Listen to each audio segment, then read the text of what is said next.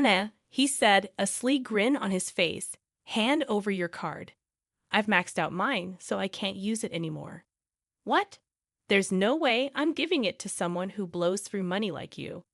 Ever since my wealthy father passed away, my husband has been uncontrollably splurging, delighted by the inheritance coming in. Don't be so stingy. We're going to get a huge inheritance soon anyway. He must think he's become some kind of oil tycoon. Fed up with his attitude, I decided to reveal a certain truth to him. I'm not actually related to my father by blood. I'm my mother's child from another marriage. Not a penny of my father's inheritance will come to me. At that, my husband, who had been lounging arrogantly on the couch, sat up abruptly, a look of shock on his face as he stared at me. What? Why have you kept something so important a secret until now? Then what happens to the massive inheritance? His face went pale, and the next words out of his mouth were, I have no intention of staying with a broke and unattractive woman. Let's get a divorce. This decision of his would come to strangle him, as he would come to greatly regret it. The following day, my name is Anna. I'm 37 years old, and I lived alone during my college days. But I returned home when I landed a job at a local company and now live with my mother and father. I work in the human resources department, and although it's busy, I don't face much stress and live a rather ordinary life. I didn't have any particular hobbies, but after being invited by a coworker, I got into golf and even started attending a members-only golf lesson introduced by my father. I never knew, but my father's golf skills are on par with professionals, and I was very surprised at his prowess when we played a course together. My interest in golf seemed to make my father very happy, and lately we've been going out to practice together on his days off, enjoying the game. In fact, this golfing led to a good relationship. There's an older man who attends the same lessons named John. When we met, I could never have imagined that he would later become my husband. He works for a medium-sized company, just an average guy, not poor but not wealthy either. However, he's sincere with everyone, treating me with kindness too. Anna, would you like to go out for dinner after the lesson sometime? I'd like to go golfing together too. Let's plan it. That sounds great, definitely. Our relationship began naturally after meeting up more frequently following the lessons. Truth be told, I had never been in a relationship before and was quite passive about love. But I found it easy to talk with John. Honestly, I don't think there could be a more perfect match for me. He's not flashy. But he values stability and lives a serious life, which I find incredibly attractive. Gradually, I was drawn to him, and I accepted his proposal. When I told my parents about our marriage, my dad was overjoyed, saying, "Now we can all go golfing together." Both of them happily approved of our marriage. Since we started our married life, we haven't had a single argument and have enjoyed our time together golfing. And just like that, 10 years have flown by. Unfortunately, we were not blessed with children, but we agreed that we should enjoy our life together.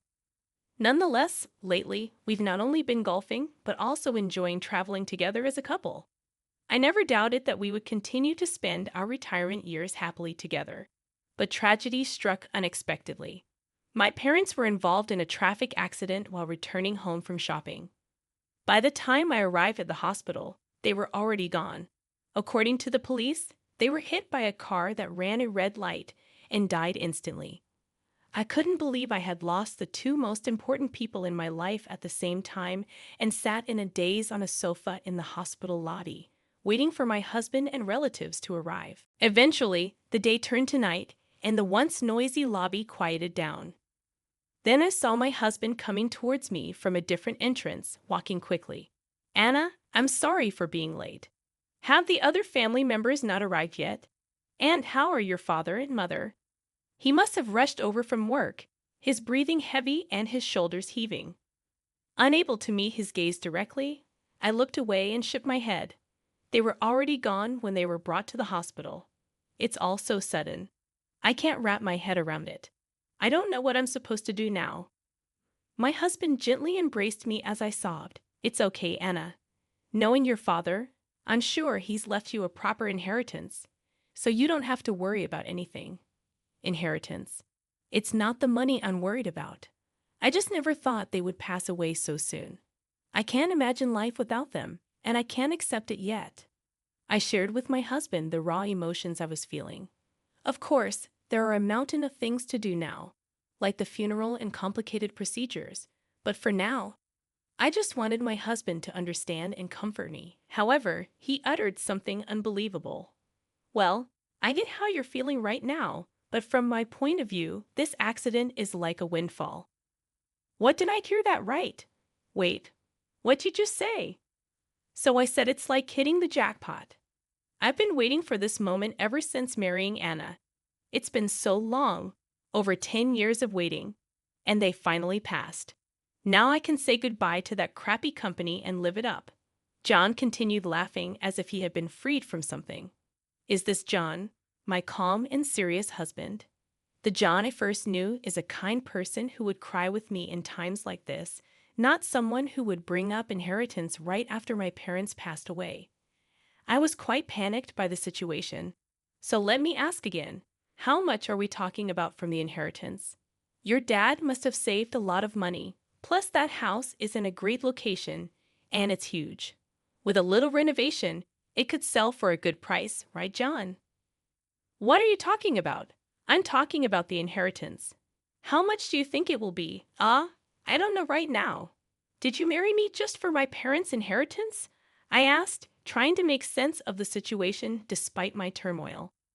Obviously, who else would marry someone like you? You didn't think even for a moment that I approached you for money, John said dismissively, laughing at me. I was speechless at my husband's cruel words. How much is it? He kept asking about the inheritance, his eyes shining with greed. Indeed, my father was a well-known, wealthy man in the area, respected by many. Though a bit away from downtown, he owned a lot of assets, including land, real estate, and mountains. However, we had never discussed such matters before getting married or even after our marriage was decided. John, when did you find out about my father's inheritance? I asked my husband, trying to hide the tremble in my voice. Of course, before we got married. Remember when I was at that golf lesson with your dad? He told me directly. As soon as we talked about asset management, he spilled everything, from the lands he owned to everything about his daughter Anna. He bragged about it so much that I was convinced it was a good opportunity. So you approached me because of that. What other reason could there be? Have you never looked at yourself in the mirror? Your lack of dating experience until the age you met me speaks volumes. Even if I was after the money, you should be glad you got married at all. I could feel my blood boiling with each word he said. My husband married me not out of love, but for the inheritance, eagerly waiting for my father to pass away. The anger towards my husband's scheme and the shame of not seeing his true colors sooner made me feel like I was about to cry again. But I desperately held back. Crying now would feel like losing to this terrible man. I get it, John. I understand your plan, so please, no more. I don't know how much we will get from the inheritance right now. My head is full of my dad and mom, so let's talk about this when things have settled down. My husband looked displeased, but only replied with a nod. After that, busy days continued with arranging the funeral and dealing with bureaucratic procedures. There was so much to do that I had no time to mourn my parents' deaths. When things finally settled down, the urns and a photo of my smiling parents were placed in the house. Looking at them, I finally felt the reality of their passing. I cried my heart out in front of the altar. Meanwhile, my husband, without any consideration for my feelings, was overjoyed at the prospect of the inheritance and started living a lavish lifestyle on his own. He began by purchasing the luxury car he had always wanted. The day after my parents died, while I was overwhelmed with various procedures, he apparently went to the car dealership, and I found the contract copy at home. The car hadn't been delivered yet, but he was already boasting about it to his coworkers and friends. Then the nightlife and extravagant spending at high-end restaurants that he had probably been holding back on began. He stopped taking the lunches I made for him to work, choosing instead to eat at quite expensive places for lunch. Moreover, he started coming home after midnight every day. And on his days off, he went out more often, making his presence at home rare. Today, as he was getting ready to go out somewhere from the morning, he suddenly turned to me as if he remembered something. "Hey, Anna, give me your card. I've maxed out mine, so I can't use it anymore." "What? You maxed out your limit? Unbelievable. There's no way I'm giving it to someone who spends like that." "Oh, don't be so stingy. It's fine, right? We're going to get a huge inheritance soon anyway." He must think he's become some kind of oil tycoon.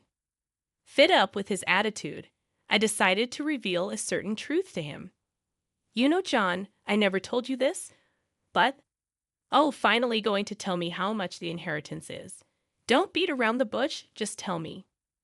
"I'm not actually related to my father by blood. You get what I mean? My mom was divorced, and she remarried to my dad. I was her child from another marriage, so there's no blood relation between me and my dad. That means I won't get a penny of the inheritance." "What? Why have you kept something so important a secret until now? Then what happens to the massive inheritance?" "I don't know. Probably my dad has several siblings, so they'll likely be divided among them. It seems like you had a misunderstanding, John. But you're going to have to figure out how to pay for that maxed out card on your own, okay?" "No way. This has to be a lie." John's face went pale. He struggled to accept the reality that there would be no inheritance. "I gave a lot of cash to Alice. She said she was moving out to live on her own, for the initial costs, furniture." "Wait, who's Alice?" I was confused by the sudden mention of this person. "It's obviously my affair partner." John, unsettled by the news of no inheritance, revealed his infidelity. "Why didn't you tell me something this important? You could have at least had the decency to tell me after my parents passed." My husband started yelling and blaming me, which just made me disgusted. It hadn't even been that many days since my parents died, and here he was spending extravagantly. But well, with this card's limit, I can barely scrape by. It would have been bad if I'd made one more big purchase. I had my eye on this watch, man. "That was close, safe, he said, checking the card statement on his phone, seemingly relieved. It seemed I had narrowly avoided a disaster. This makes no sense. Marrying a wealthy man's daughter, and it comes to nothing. No money and stuck with someone ugly. I have no use for you anymore. Does that mean you want a divorce?" "Yeah, that's right." He laughed at me as if mocking. Seeing him like this, I felt deeply sad that my entire marriage had been built on lies. There was no point in continuing a marriage with someone whose true character was now clear to me. His offer was actually a relief. "Fine, I agree to the divorce. Continuing this loveless life is just empty. However, I demand alimony for your affair, and that you waive any claim to assets since you confessed to the affair. That's only fair. I don't care if it means I can get away from you a second sooner. Any condition is cheap. We can go to the courthouse right now and file for divorce if you want." True to his word, we went straight to the city hall and quickly finalized the divorce. When we got back home, he packed his things and left for Alice's place. I didn't bother to see him off. I just listened to him leave. The next day, I went to my parents' house. It was hard to go to the now empty house, but there were things like sorting through my parents' belongings that I had to take care of. Plus, ever since the day my parents passed, my mind had been in turmoil, and I thought sorting things out might help me organize my thoughts a bit. My current home was only a short drive from my parents' house. I arrived, took a deep breath before touching the doorknob, and then opened the door. I'm home. A week ago, my mom would have greeted me with "Welcome back, Anna." But now the room, enveloped in silence, naturally offers no such response. The last time I was here was a few days before my parents' accident. It feels like a distant memory, even though it was so recent. I looked around the room to calm my heart before starting to sort through their belongings, beginning with the dresser in my parents' room on the second floor. I remember my mom once telling me that important things were kept in the dresser, and to look there first if anything happened to us. At the time, I was shocked to hear her say such a thing and brushed it off. But now that something had happened, it felt all too real. I checked the dresser from top to bottom. It was so neatly organized that there was hardly a need for sorting. With documents related to contracts and expensive-looking jewelry laid out, there were also necklaces I had given as gifts in the past, bringing back memories and a sense of nostalgia.